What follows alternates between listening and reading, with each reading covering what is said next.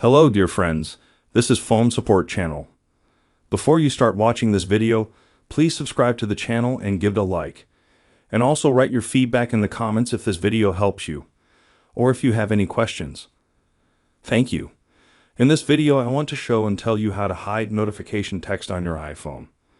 If you receive notifications and you see their text, you can hide it so that it is not visible on the lock screen. How do you do this? Very simple. To do this, unlock our iPhone and go to Settings. Go down below and find the item, Notifications, and open Show Previews. If we press, always, our notifications will always be visible. If we only want them when the phone is unlocked, then we press When Unlocked. If we want to disable them completely, click Never. Now our notifications will be shown, but we will not see their text.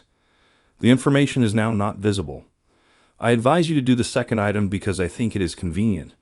As you can see, this is a very simple and quick way. Done. There is nothing complicated. I hope you found this video helpful. If so, don't forget to leave your feedback below this video. If you like this video, put likes and subscribe to the channel. And also watch other useful videos on the channel. That was Phone Support. Bye bye. See you later.